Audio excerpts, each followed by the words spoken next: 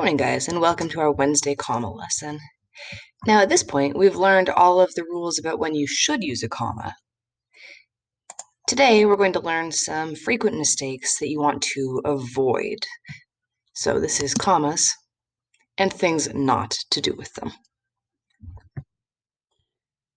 The first mistake I see a lot of is when a fanboy joins two nouns or two verbs, we don't use a comma. My sisters laughed and sang. I want a burger and fries. Doug and Skeeter play basketball.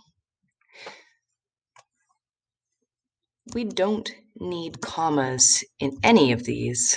They're not joining clauses. It's not a list of stuff. It's just a pair of nouns or a pair of verbs. Laughed and sang, burger and fries, Doug and Skeeter. No commas.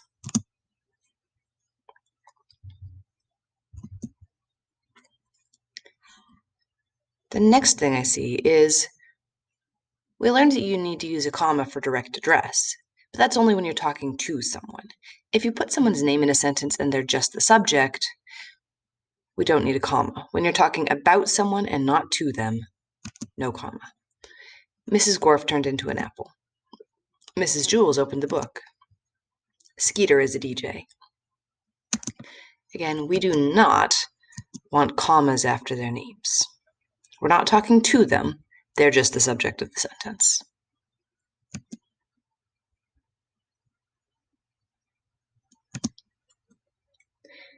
The next problem I see is spacing. So anytime you're writing with a comma or a period, the space always goes after the comma or period, never before. So we've got two sentences here. Up here, it says Doug, Mrs. Gorf, and Thanos are fictional characters. And down here it says Helen Thayer, David Yu, and Louis Sakar are real people.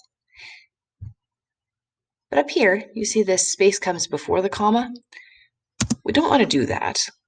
Commas need to come immediately after the word, and the space comes after the comma. And finally, a lot of us have learned to use commas when we use our fanboys to separate clauses and stick them together. But it's important that you put the comma in the right place compared to the fanboy. We always want to put the comma